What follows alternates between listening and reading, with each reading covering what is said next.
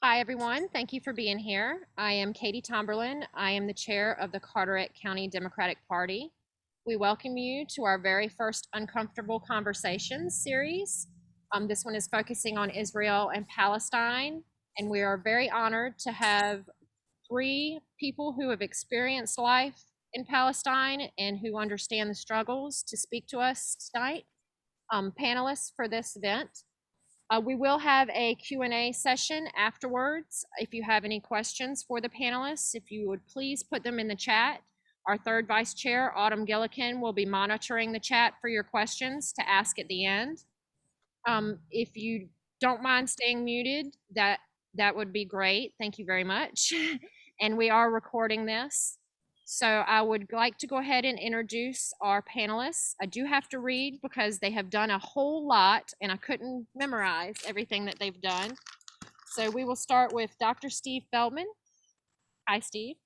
He grew up in Washington, D.C. and attended the Hebrew Academy of Washington and Beth Shalom Congregation, institutions that his father and grandfather helped found and lead. He received both his master's and doctorate from Duke University, woo, and completed his dermatology residency at UNC. Dr. Feldman is currently a professor of dermatology, pathology, and public health service at Wake Forest School of Medicine. He is ranked the #1 expert in the world on dermatology and psoriasis. Dr. Feldman has written several articles in a book titled Compartments, which has had a profound influence on the Middle East Study Committee report of the Presbyterian Church. He serves on the board of Voices for Justice in Palestine and directs its Jewish Museum of the Palestinian Experience. Thank you for being with us, Dr. Feldman. Reverend Ron Shive has been the pastor of the First Presbyterian Church of Burlington for over 20 years. Ron has served as the chair of the Middle East Study Committee and as a member of the Middle East Monitoring Committee of the Presbyterian Church of the United States. Reverend Shiv has served on several Presbyterian Church boards over the years and is on the board of Voices for Justice in Palestine. Thank you for being here with us, Reverend Ron. Eileen McMahon grew up in Hendersonville and lives in Asheville, North Carolina. She graduated cum laude from the University of Connecticut School of Law. Before attending law school, she was employed as a national representative for the American Federation of Teachers. She has practiced law in Asheville for 30 years in diverse areas such as employment law, business law, and nonprofit law. She is active in her community as well as the Buncombe County Democratic Party. Social justice has always been an interest of hers, and Palestinian issues more so, when her daughter spent 2 years teaching Palestinian teenagers in East Jerusalem and shared her experiences. Eileen visited her daughter and saw the conditions firsthand and has since become involved with groups that focus on Palestinian rights. She is also the vice chair of the NCDP Interfaith Caucus and serves on the board of Voices for Justice in Palestine. Thank you all for being here. If we can go ahead and get started, I appreciate y'all being here. Steve, are you first on in order? Yeah, I guess so. All right. Ron, were you muted again? No, I'm not muted. Oh, okay. All right. Yeah. Thank you for that wonderful introduction describing my Jewish background. I won't go into further details about my Jewish background, I don't think. I've just talked to you about my evolving understanding of how it went from what I was thinking in Israel and went back in Hebrew school to my understanding now, culminating in the time that a Palestinian, when I went to the West Bank, was actually holding a blade at my neck. And I'll share that story with you towards the end. So besides growing up, going to the Orthodox Hebrew school and the Orthodox synagogue, I'll tell you that, you know, I grew up in the shadow of the Holocaust. People in my mother's parents' generation were killed in Europe. And certainly that casts a big shadow on how I view the world. It informs me about how, you know, it's wrong to mistreat other people. And I feel that very strongly. That was a big part of my Jewish upbringing. My Jewish upbringing was also, you know, a very small world. I mean, I grew up in the Orthodox Jewish community. I didn't know Christians. I didn't know what they were like other than that they had killed Jews. I didn't know anything at all about Muslims. And I didn't even know about Reform Jews. I was in such a small environment. And after I got married, I started to travel to Israel because I have some family there. My wife has a lot of family there. And my wife's family would take us on all the places in Israel where water was important, which is like everywhere. I was coming over, we were driving over a hill one day, and you could see the forests, that we had planted the trees, and where, the farms where we Jews had drained the swamps and, reclaimed the desert, and factories. And the thought hit me at that moment. Now, if this had all been a land of empty swamps and deserts before we got here, how did 700,000 Palestinians become refugees? Where had they been living? And that thought made me realize that there was something about the story that I grew up with in Hebrew school that couldn't have been the entire truth, because nobody had showed me where these Palestinians had been living. And so I started to investigate. Now, being Jewish and having the view that I had of the world, I trusted Jewish sources. So, I looked at Israeli and Jewish sources, documents, Israeli and Jewish historians, and I learned there was one town called Deir Yassin where we Jews had committed atrocities. And then I read there was a second town, Saf, where we committed atrocities, we committed mass murder, we raped people and stuff. And I was like, whoa, that isn't what they had taught me about. They had taught me we Jews had come and begged Palestinians to stay in their homes, and they fled to further the killing of Jews. And then I saw these Israeli Defense Forces, Israeli Defense Force document that outlined the reason why Palestinian families left. And the three main reasons were because, number one, according to the Israeli Defense Force, we Jews forced the Palestinians to leave. The second biggest reason was we forced the Palestinians to leave.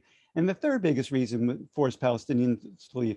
And it wasn't just a couple towns, it was like 400, some people say 500 towns and villages, from which the entire village was depopulated. And then there was a report written by an Israeli prime minister, Yitzhak Rabin, who was describing how he expelled 50 to 70,000 Palestinian men, women, and children just from the two towns that became the Tel Aviv airport. So if you have the chance to fly into Tel Aviv airport, you will have experienced being in a place where tens of thousands of Palestinians used to live. All of those families were expelled from their homes and villages. Okay, so I'm a big believer that to understand what other people think, you actually have to talk to those people. And there's a wonderful Quaker fellow in Greensboro, North Carolina, worked at Guilford College for many years. He did his conscientious objector time during the Vietnam War in the West Bank in Ramallah, Palestine. And he would take Americans there every summer. And he kept asking me if I would go with him. And this is, by the way, how I ended up with a Palestinian holding a blade at my neck. So I looked at my calendar one year and I was like, oh my God, it's open. All right, I'm going to go. I mean, my heart is terrified, but my brain is saying, no, it's going to be safe. These people are going to be good people. And so we're on this Quaker mission trip. We're painting the Quaker school there in Ramallah. We're cleaning the Quaker meeting house, and I'm meeting friendly people. Now, I'm a dermatologist. Here in the United States, I'm used to going to fancy steakhouse. The Quakers, they don't have a lot of money. So where are we eating our meals in Ramallah? In the homes of Christian and Muslim Palestinian families. And all of these people are so warm and friendly. The nicest people I met anywhere. I mean, people here in North Carolina are sweet and friendly, but Palestinian people were, a quantum leap nicer. These are the people who are walking on the same stones that Jesus walked on a couple thousand years ago. You walk into the Christian Palestinian family home. I've never seen so many Jesuses in my life. There was holographic Jesus, following me as I walked by him. There was Jesus bleeding out on the cross on the living room table. There was the Last Supper over the dining room table. It's just really amazing. And the warmth and friendliness. When we arrived in Ramallah, a Palestinian, saw our group, came running up to our leader, Max, and said, Max, oh, you're back in Ramallah. Hey, come over to my house tonight. Bring your whole group. I'll call my wife right now. And he pulls out his phone, and Max is like, no, no, no, we already have plans. But that's how nice the Palestinian people were. Now, I was on, a program trip by this Quaker group, and you could wonder, well, maybe you didn't get to see what real Palestinians are like, And so I thought, I'm going to have to go out on my own. This is how I ended up with a Palestinian holding a blade at my neck. I'm like, I'm not the most personal person. I'm a little shy. I'm not sure where to go, but I'm walking in the evening in Ramallah. And I'm thinking, where can I go to be around other people, talk to them, find out what real life Palestinians are like. And I thought, I'm going to go to the barbershop. That's where people go and talk. So I went to the barbershop, got a haircut. The guy shaved my neck. That was the only time a Palestinian was holding a blade at my neck.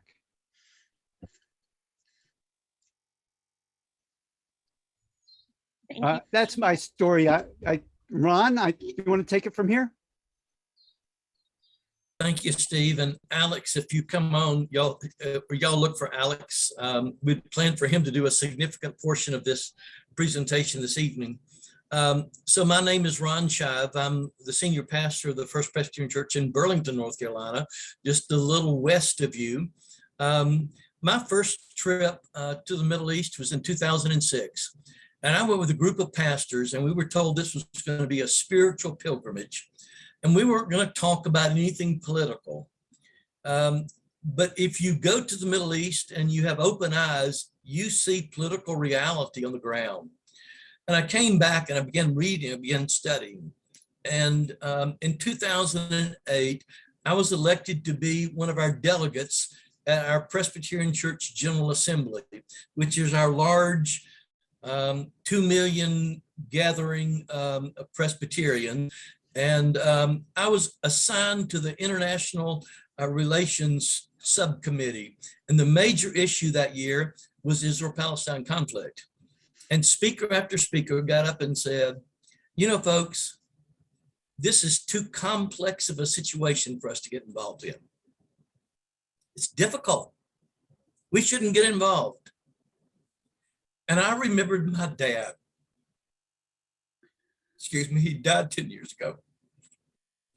My dad, I grew up in Chattanooga, Tennessee.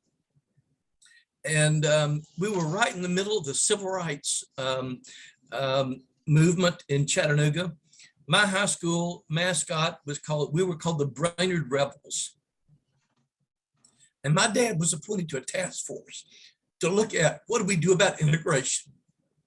And I remember one night when he came home, and he was tired, he was exhausted, spiritually, physically, emotionally, and he collapsed on the couch. And I said, Dad, what are we going to do? And he said to me, a lot of people say it's a really complex situation and we should do nothing. But thank God that some Southern Christian people didn't succumb to that. And they stood up and they worked for racial justice, and they're still working for racial justice. And so people ask, well, why should we be involved? It's such a complex situation. And the reason I would tell you is because we're already involved. You and I are involved every day in this conflict, and we're complicit with the injustice that's going on. Do you realize that in the 54 years of occupation, that the United States government has contributed more to the Israeli military occupation than to any other thing in the world? And every year we give $3.8 billion to support the occupation, the suppression of Palestinian people. It's not a question of, are we going to be involved? We're already involved. The question is, are we going to be involved complicitly with the suppression of other people, or are we going to work for real justice and for real peace? As a result of my involvement in that General Assembly, I was elected to be the chair of our Middle East Study Committee for the Presbyterian Church USA. And for the next 2 years, I traveled extensively throughout the Middle East. I had a sabbatical in 2009, and I spent a month in between Jerusalem and Bethlehem, and I lived kind of the reality, trying to get to know people and situations. And after that, my son and I, we traveled for a month throughout Jordan, trying to get to know Jordanian people and hearing to the story and listen to Palestinian refugees in Jordan. And that summer, I met a woman. It was kind of strange. I'm a big foodie. I love to cook. And I actually had a sabbatical grant entitled The Culture, Creeds, and Cuisines of the Three Abrahamic Faiths. And so I was all about learning how to cook Palestinian food. And I met a Mennonite couple in Bethlehem. And they said, hey, this woman is an incredible cook. Afaf is her name. Can we connect you? And so I met Afaf and I met her family. And she said, come over on Thursday. We'll go to the markets. And we went and we bought the lamb. We cut it off the carcasses. We took it home. We prepared it. She said, now come back tomorrow. And she said, we'll prepare the meal. And we prepared these incredible Palestinian foods. And in the process, I began talking to her and I said, Afaf, I said, your husband, you've got 4 children. What happened to your husband? And she said, he was 43 years old 3 years ago. He had a heart attack in Bethlehem. He went to the checkpoint and the Israelis detained him for 3 hours, refused to let him go through. He got to the hospital in Bethlehem and he was brain dead and he died. And this woke me up to the reality that what we have going on right now is an oppression of the Palestinian people. And it began to make me start to look and say, what about these Christians that have lived in the Middle East for all these years? Do you realize that in 1967, almost 20% of the population in the West Bank were Christians? And do you know what it is today? 1.3%. And why are Christians fleeing the Middle East? Why are they fleeing Palestine? It's not because of Muslims. They're in great relationship with Muslims. Muslims and Christians get along. This is not a religious conflict. This is a political conflict. And the oppression of our Christian brothers and sisters in the Middle East is leading many, like I'd love for you to hear Alex Awad, they flee to the US, they flee to other parts of the world because they no longer want to live where they are confined every day to checkpoint after checkpoint after checkpoint to get from here to work, to home, to buy anything. And so that's why I'm involved in this issue. To me, this is a racial justice issue. And we're seeing the oppression of people that you and I, as Americans, are supporting.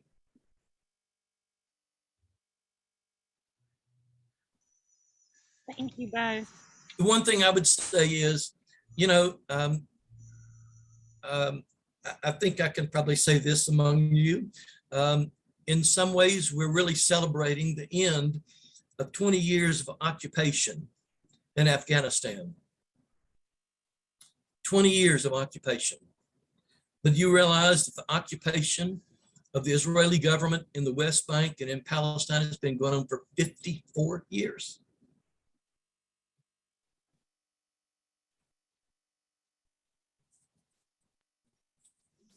Thank you for sharing your story. Amy, would you like to share your story before we go on?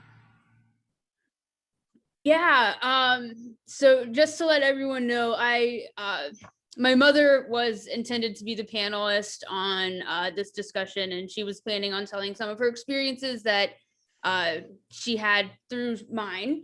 But I was able to join, so I'm happy to share my experience and answer any questions. And first of all, I would really like to thank both Dr. Feldman and Reverend Shiver, if I said that right, Shive, because both of your stories are so incredible and moving on very different levels. First of all, I will say for Dr. Feldman, I went to Guilford College, and so I didn't have any classes with Max Carter, but the Quaker emphasis on social justice and their importance on informing people about the conflict in Israel and Palestine and focusing on the reality on the ground was my first exposure to the conflict. So how did I get there? I was becoming a teacher. I had already been to graduate school and finished with Guilford. And I was trying to stay in North Carolina actually and get a teaching job there. But I made the decision. I started applying to schools and sent my resume blindly to a school in Beit Hanina, East Jerusalem, because it was an area and a school I thought looked interesting, and they needed a world history teacher immediately.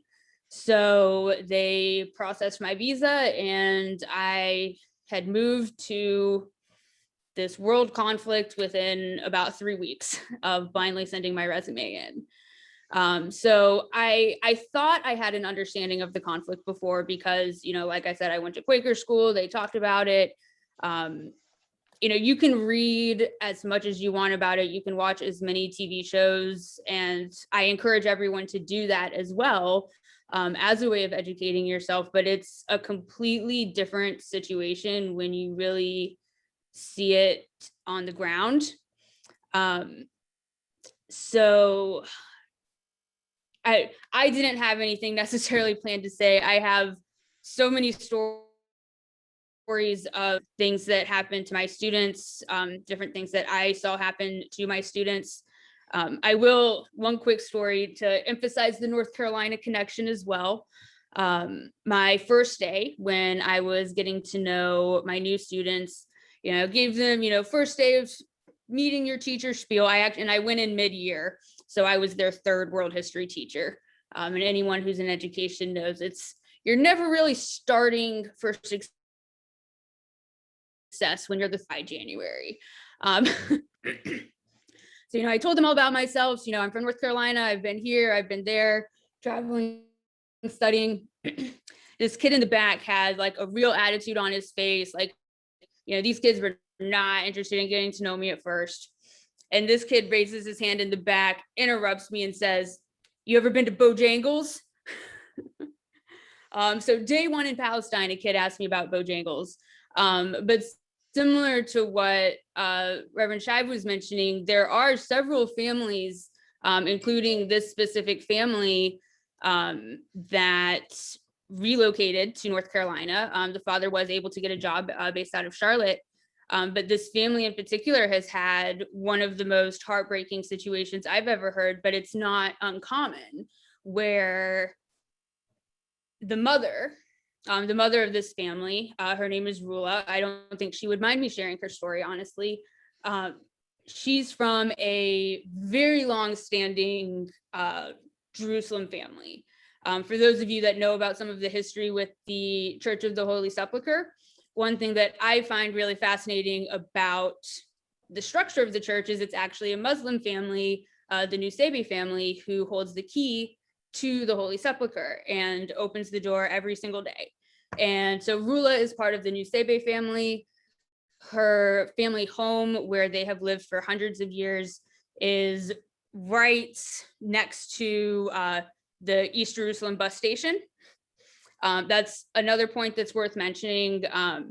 There are separate bus stations in East Jerusalem where the Arabs use, and a separate bus station in West Jerusalem that primarily Jewish Israelis use. But Rula's family lives right next to there. You can see from her family home, one of the sites that is debatably Golgotha. And her family's been terrified of, you know, being kicked out of their land. Rula wants to be buried in Jerusalem. This is where, she identifies with. But in order for her to be able to legally reside there, she had to leave North Carolina. So out of their 4 children, 2 of them stayed in North Carolina, continuing their education, and 2 of them went back to East Jerusalem while Rula was trying to get her legal status. I completely agree with the comments that were made about, it's really not a religious conflict. This is a political situation where certain people are denied rights because of who they are, and because of their family history. I know it's a bit of a debatable claim for some people about being an apartheid state and having separate entities. I think it's a fair argument to make. Where I lived in Beit Hanina was right next to a military base.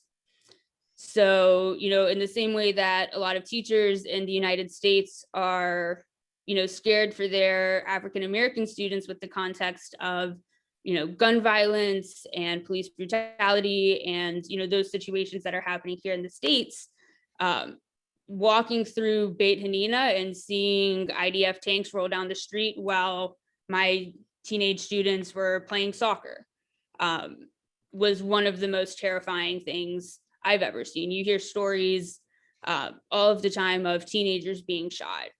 Just today, there was a news piece about a 17-year-old who was killed in East Jerusalem while he was helping, I don't think it was his family, but a neighboring family whose home had been demolished and so on.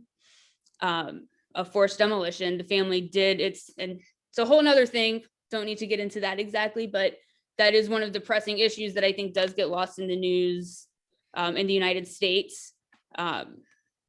Forced evictions are still happening.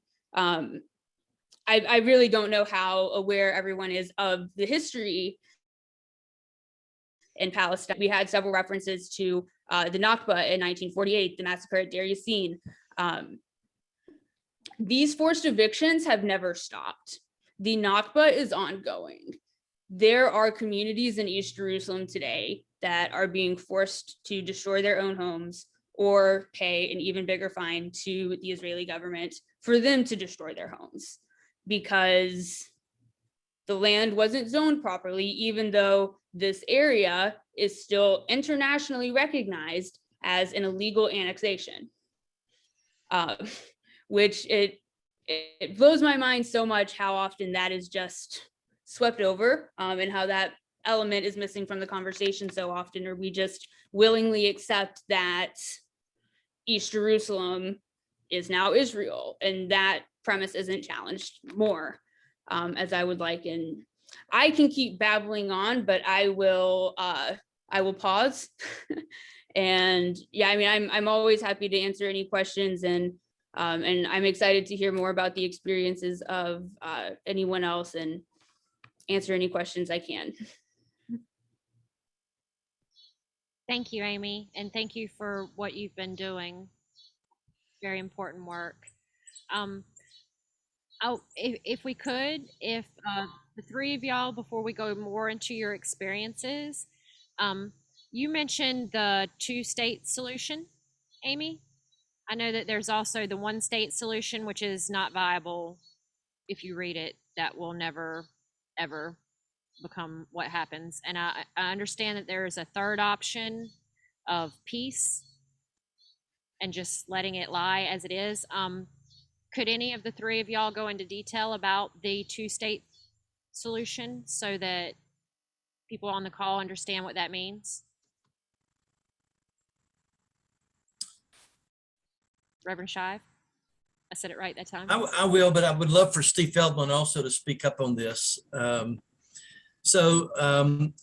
original notion is that there would be a separate autonomous state for both Israel and for Palestine. And that has been the negotiations all along. That is what most of the world has been working for.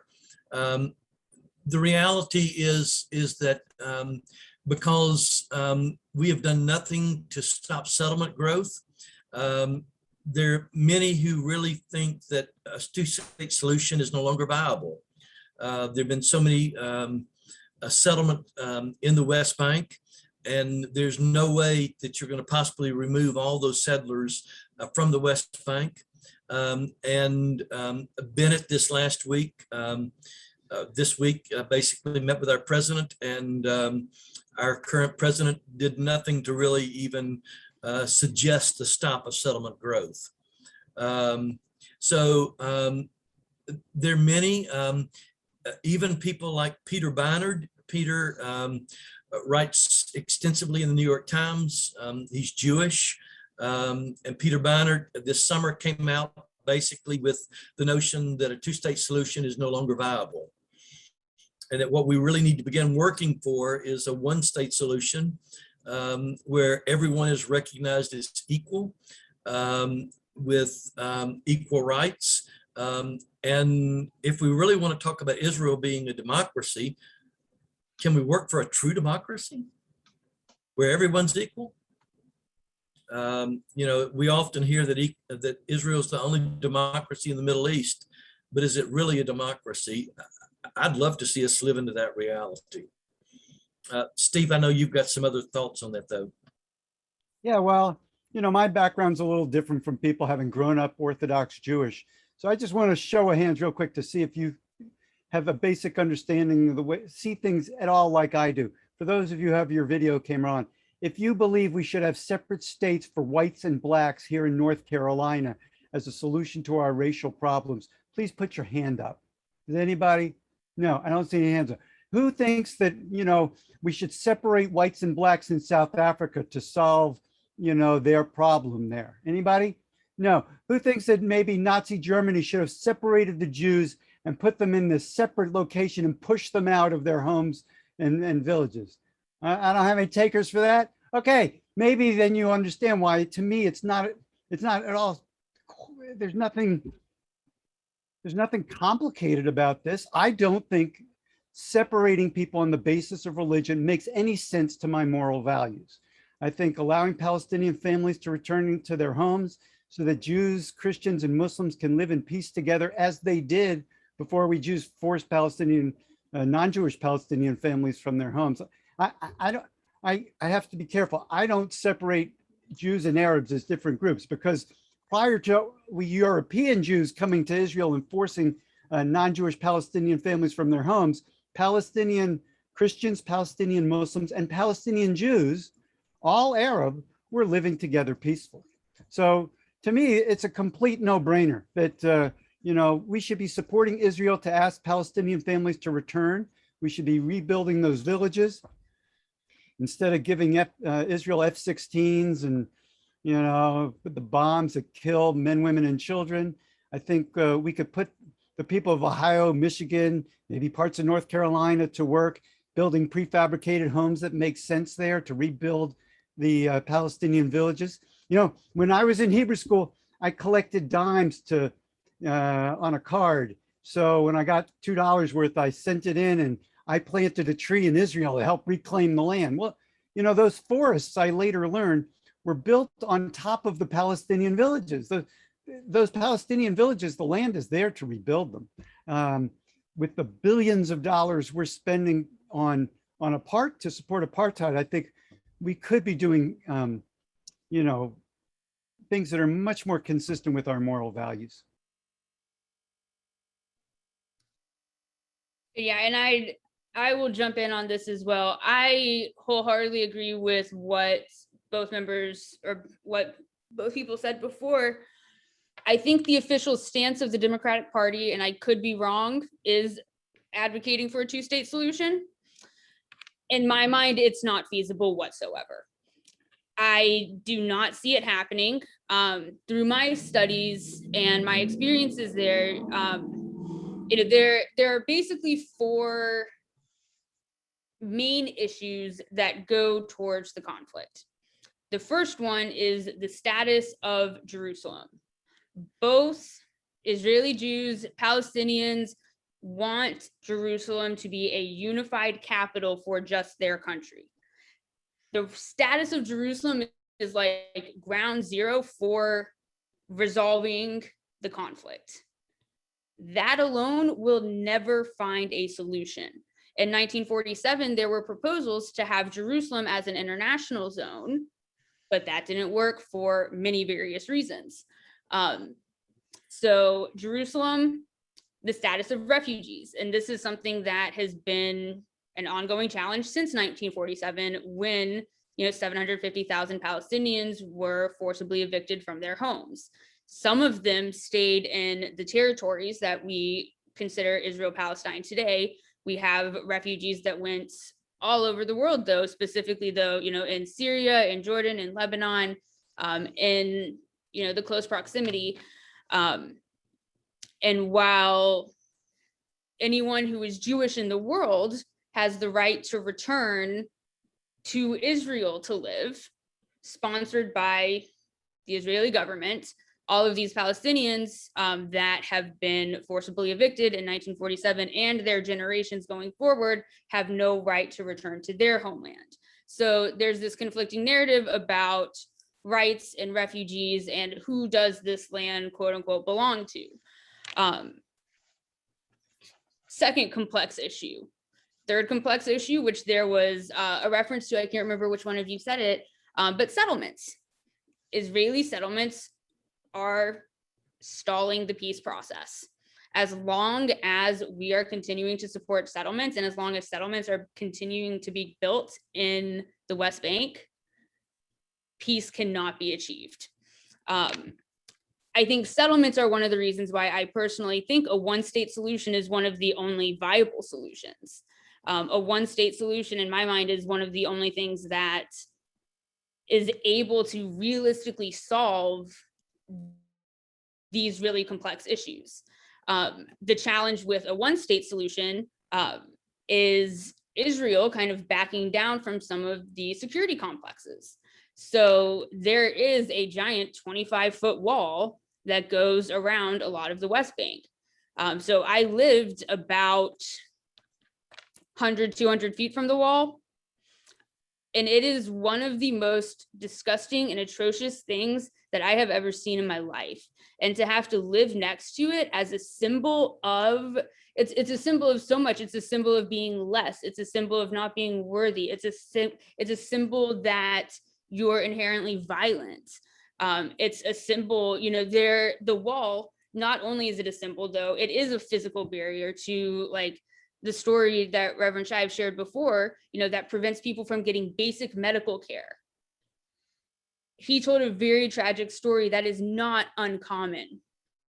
That happens on a daily basis, where people are denied basic visas, and you need a visa. You need visas to go from the West Bank into Israel proper, if you will.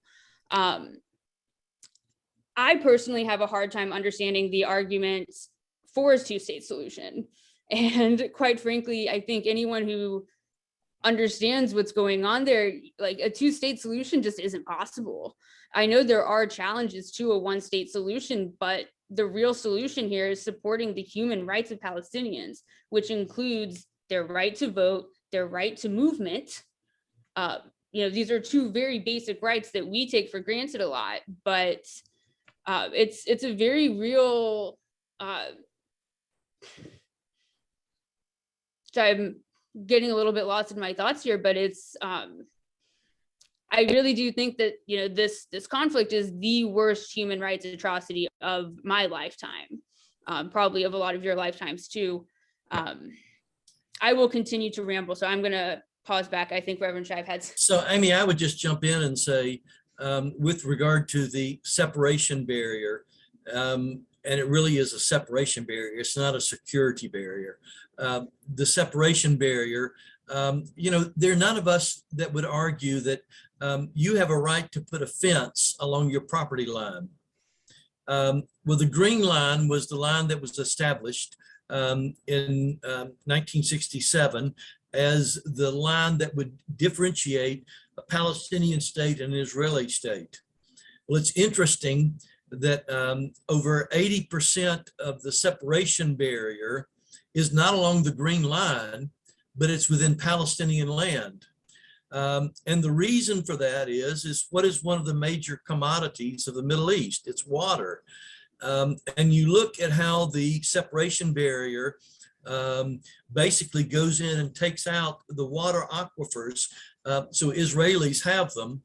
And then you drive around in the West Bank and you see in a settlement in the West Bank that the Israeli children have swimming pools in the West Bank for their children, but Palestinians only get water once a week. But again, the separation barrier was built by US dollars. We funded it. I'll just like to add that, I think my Israeli relatives do view it as a security barrier. They view Palestinians as evil cockroaches. They think they're the good folks on the good side of this. They think the green line is not a defensible border and that they're surrounded by Arab hordes bent on killing Jews. And so I think their understanding the world was about as warped as the understanding of Southern white slaveholders. I mean, it's just a very similar situation. And I don't think they're gonna, my Israeli relatives are gonna,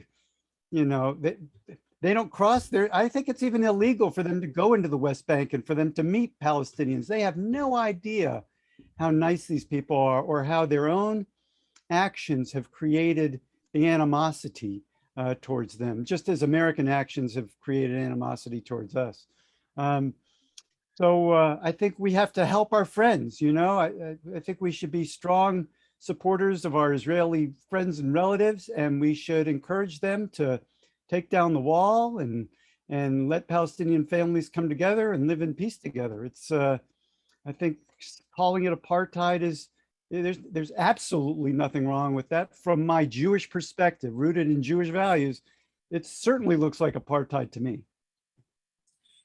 And I would just piggyback on what Steve said. I'm a Southerner. I grew up in Chattanooga, Tennessee. There were many very good, fine Christian Southerners who supported Jim Crow. They weren't evil people. They just had a warped narrative. And so we don't need to throw them into hell and condemn them. I think we've got to work to bring them alongside and say, there's some good people. They just have a warped narrative, and we've got to help them understand the world from a different perspective. And I think too often we draw battle lines and we make people enemies rather than saying our task is to bring people along to a new understanding. That's not easy work. But Steve Feldman is my model for doing that. He's doing it in his Jewish community.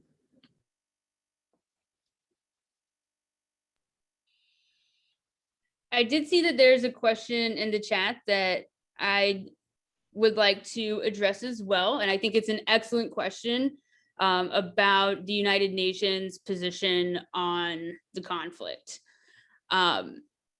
So at the beginning of the creation of the State of Israel, the United Nations facilitated the vote to establish a State of Israel. The UN was proposing different solutions while the Nakba was still going on.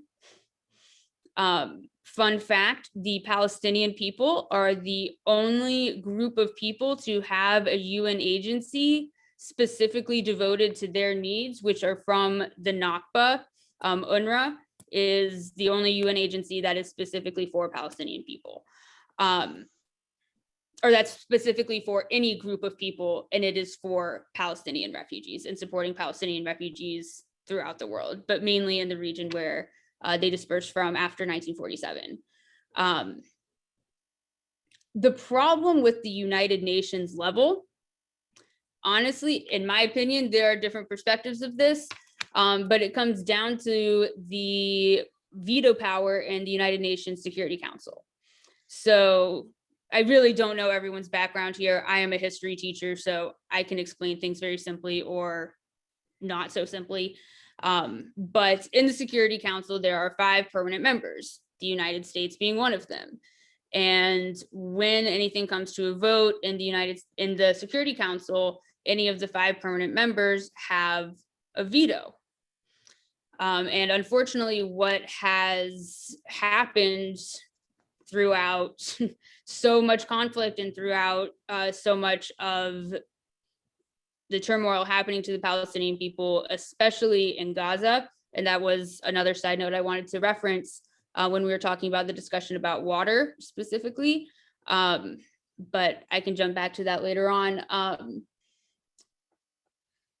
Whenever anything comes up to investigate anything about human rights abuses in Israel, the United States utilizes the veto power. And that mechanism has really prevented the UN from making any sort of a substantial difference in this conflict. That's a bit of my opinion in there, but I think it's pretty well supported. So there's another question that's been asked in the chat. Does a single state solution fit with Israel continuing to be essentially a Jewish state, as with the whole purpose of why it was established? I think what most of us would argue that Israel was established to be a homeland for Jewish people. And there's a difference in being a homeland for Jewish people and a Jewish state. And the real question that I would ask is it possible for Israel to be a Jewish state and a true democracy? Would it be possible for the United States to be a true democracy if we said we're a Christian state? You know, the way I think about this is there is nothing morally Jewish about expelling peaceful non-Jewish families from their homes to create a state run by and for Jewish people. There's nothing Jewish about that. This is not, Israel is not in any way a Jewish state. When we Jews have our Passover Seder every year, we pray next year in Jerusalem. We do not pray next year in Jerusalem by making non-Jewish families refugees from their homes. There's just nothing Jewish about that. I think a single state, which is a democracy where everybody's treated as equal, regardless of their religion, is certainly more consistent with Jewish values than what we have now. And that one state, gosh, can you imagine how great the economy would be of the state of Israel, Palestine, if they brought the wall down, if Jews, Christians, Muslims were living peacefully together, and 1.5 billion Muslims and 2 billion Christians from around the world wanted to visit a peaceful Holy Land? I think the opportunity there for a better life for everybody is at hand with a peaceful solution to this.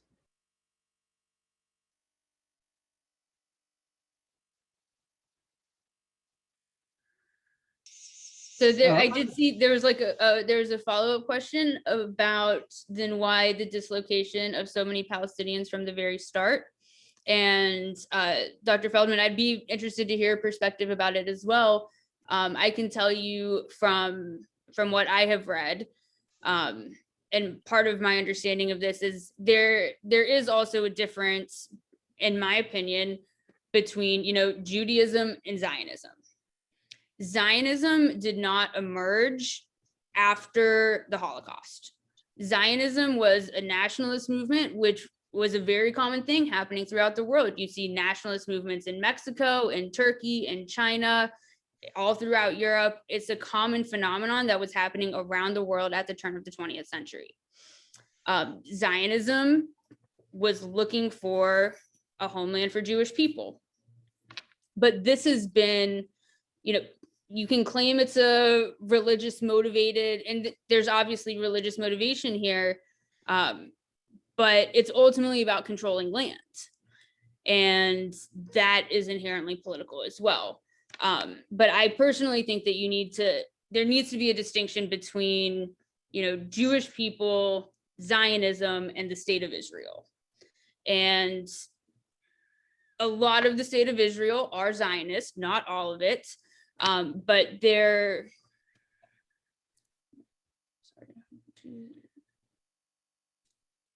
Okay, sorry, I'm looking at your note here as well. But I mean, I think going along with, this idea of if we're looking for peace in this region, if only Jewish people are afforded rights that democracies claim to support, it can't fundamentally be a democracy, and conflict is destined to continue. So Amy, I would like to pick up on your distinction, and I think it's a really valid distinction between Judaism and Zionism. And the one thing that has happened to many of us who have spoken out against policies in Israel is we've been called anti-Semitic because we criticize Israel. But criticizing Zionism is different than criticizing Judaism. And there are many Jews that have also spoken up and criticized Israel, and they've been called self-hating Jews. And I think we need to distinguish and really maintain that the difference. It's one thing for me as an American to stand up and speak against nationalism in America, while I love my country. And so we really need to maintain that distinction. But that's not being done by a lot of the press and by some of the right-wing Jewish groups in the United States. Let me just say, I'm an optimist about all this. In my lifetime, we saw government enforced segregation here in the United States end.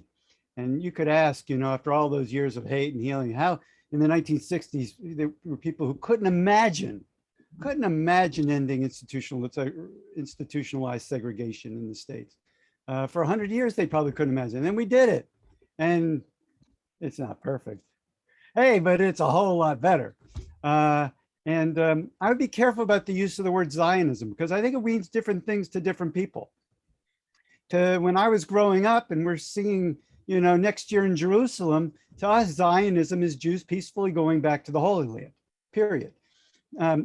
To people who are woke, Zionism means expelling non-Jewish families from their homes to create an exclusivist Jewish majority state. I won't call it a Jewish state, a Jewish majority state. And so when you have different groups using the word differently, I think you create the potential for miscommunication. I would just say that rather than throw labels like Zionism around that mean different things to different people, I think you could say there would be general agreement. You could even ask, all but maybe the most extreme Jewish people, do Jews have a right to expel peaceful non-Jewish families from their homes? And I would think 99.99% of Jews would, even Israeli Jews would say, of course not. We don't have a right to expel, peaceful non-Jewish families from their homes. And so I'm optimistic that these people can live together. I think, that the hate and hurt on both sides, people give that up. If you want to travel to Vietnam these days as an American, I don't think you're going to have any problem. Well, I would like to ask you a question, Steve, following up on that, because one of the things that I experienced when I was over there and even meeting people in the United States is the denial of the Nakba. So one of the things that my students would do is we actually would do these activities with Israeli schools where we would bring the kids together and put them in a room and basically be like, solve the conflict, you have 8 hours. And the intention is, to cause chaos and to have them work through different issues. But so many of those students, the Israeli students, had no idea about this part of Palestinian history, even though a lot of them were living on the land that this has happened on. We took our students on field trips to the site of Deir Yassin, which is now a hospital, and you would have no idea that there has ever been any sort of Palestinian history in that area unless you read about it. One time when I was at the airport, I got into a conversation with someone who I started explaining to him specifically the massacre at Deir Yassin, And he told me I was lying and I was misinformed. I really admire how you described your ability to kind of identify the disconnect and the narratives that you had been told and with your experiences. And I guess I appreciate your optimism. I am much more of a pessimist because I've seen so many people that have denied that part of Palestinian history and have not been able to come to this reckoning that you have been able to. And so I guess like kind of my question for you is, you know, how can that denial, which I have witnessed a lot, like how can those people, how can we help those people see a different side? And I mean, one of my opinions is that so much of this has to come from within the Jewish community. Like part of the reason I don't get more involved all the time is because I really think there has to be a lot of internal, you know, discussions and paradigm shifts within Jewish communities for this to really happen, and it should be coming within. But I guess I'm just curious to hear your thoughts about that. Yeah, well, I think we Jews are a small minority in the United States, and moving Christian people is probably as important. But you may be right. Certainly, moving Jews would be helpful too.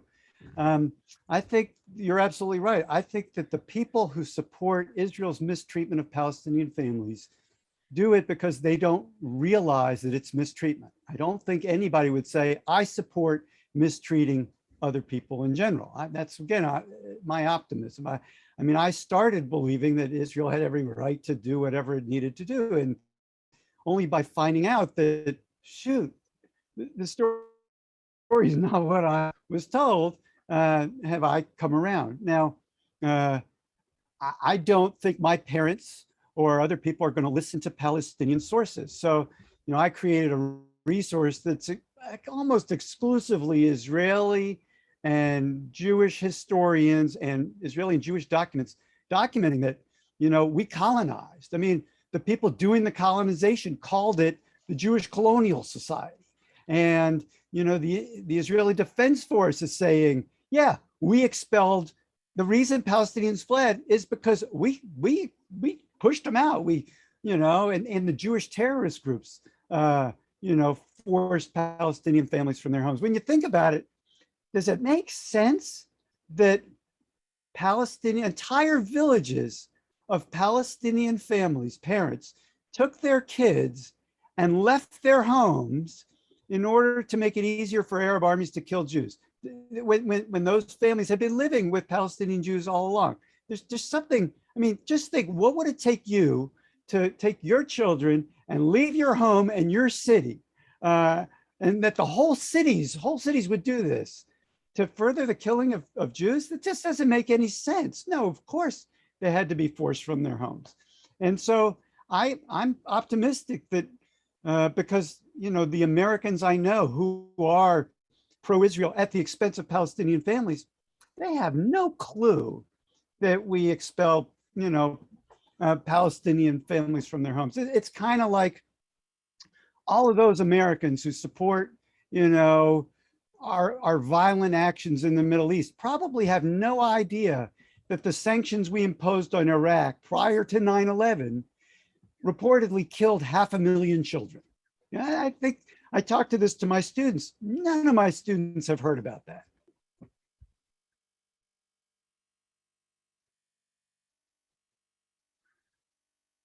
Hopefully y'all have heard about that, right? If you haven't heard about that, just when we get off, just Google Madeleine Albright on 60 Minutes, President Clinton's Secretary of State.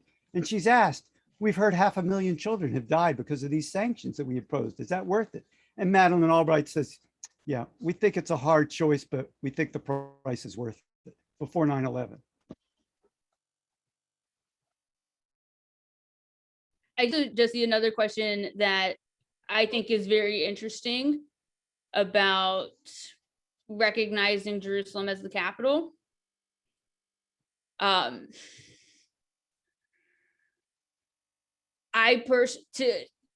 To answer the specific question, I don't know what we should do there, because, well, and I don't think that the United States recognizing Jerusalem as the capital was beneficial for anyone other than the state of Israel.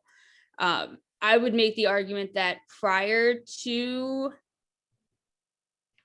moving of the embassy and recognizing Jerusalem as the capital, the United States has always had a strong alliance with Israel.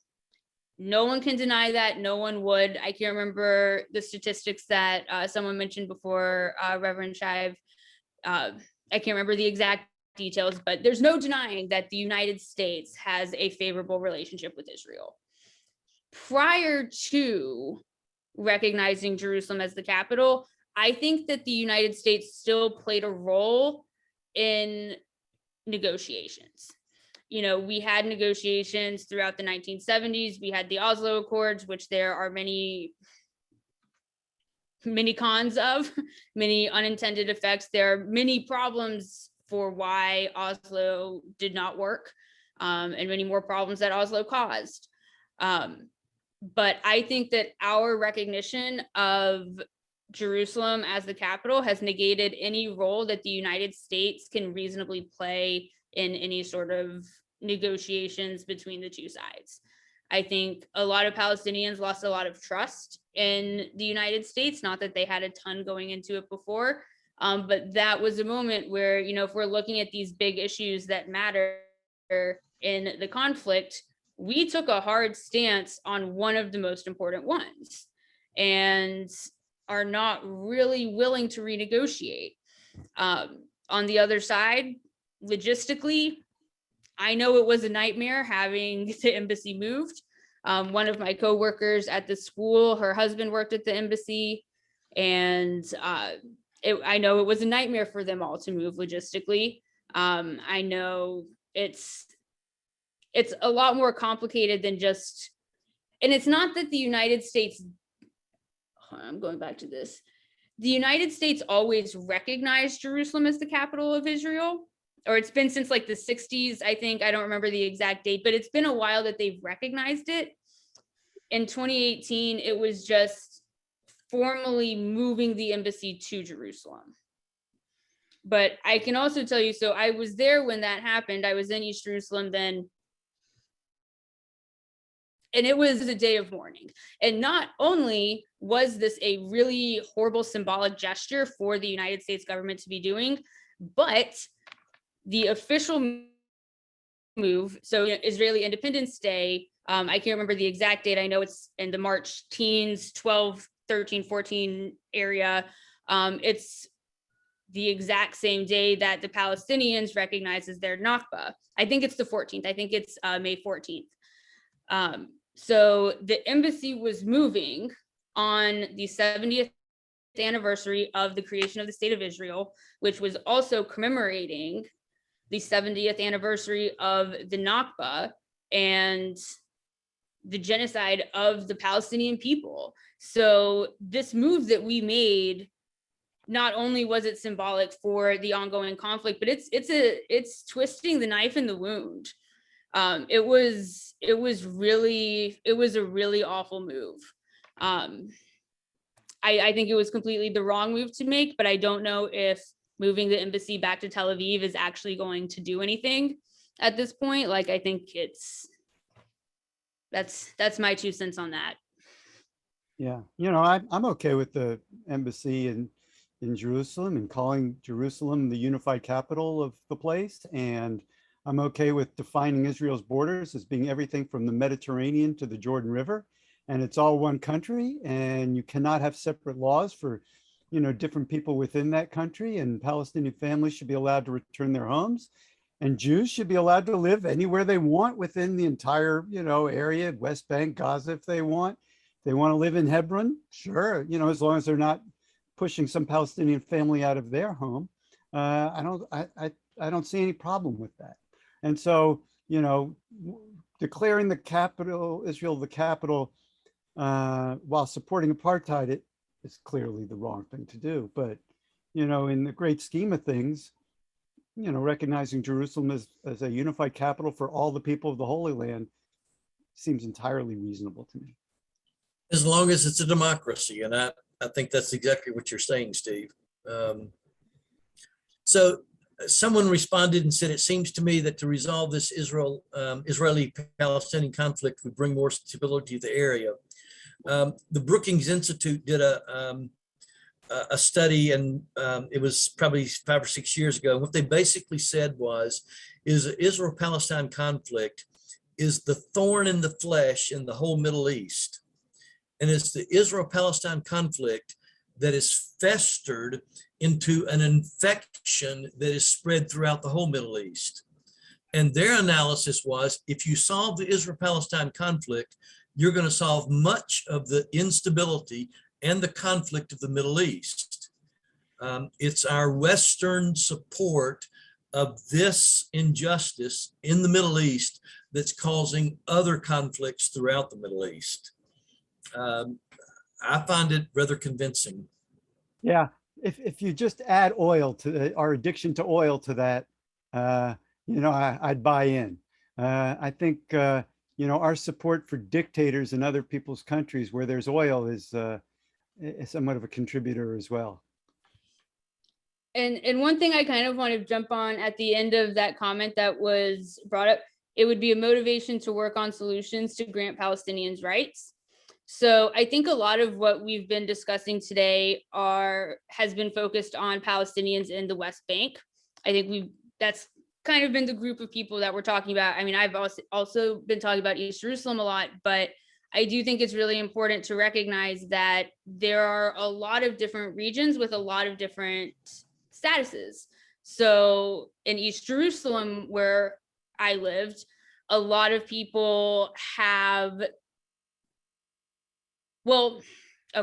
different rights in different areas. You have East Jerusalem, you have kind of Israel proper, where a lot of people who are living there do have more rights. But then people living in the West Bank have different rights and status as people living in East Jerusalem. And then we have Gaza. And I do think Gaza has been a missing piece from this discussion so far. And you can only talk about so many things in an hour and a half about Israel-Palestine. But the situation in Gaza is on another level that is not comparable to the lack of rights anywhere else. Someone had asked about the UN before. Several years ago, I think it was around 2009, 2010, the United Nations had published a report that Gaza would be unlivable by 2020. Guess what? It's 2020. The pandemic hit. Violence has been escalating for a lot of different reasons. And you can't necessarily put blame on one side or the other, although I think one side has significantly more power and military power than the other, and that's worth recognizing as well. I see someone, we're writing a little bit about Gaza there, but it's like, if we're talking about rights, we need to recognize that the right situation in Gaza is much more extreme. I mean, all of it is extreme, but what's happening in Gaza is another level of humanitarian disaster and just needs to be recognized, in my opinion. Yeah, I think that Palestinians are treated unequally. The level of inequity varies, as you say, but even the Palestinian, non-Jewish Palestinian citizens of Israel are not treated equally. You have these presence absentees. What's a present absentee? A Palestinian Christian family that was displaced from their home in 1948, but they remained within Israel proper, and they're still not allowed to return to their homes. They wouldn't do that to a Jewish person. They wouldn't consider doing that to a Jewish family for a millisecond. There's unequal treatment throughout. It's no democracy. It's not consistent with our moral values.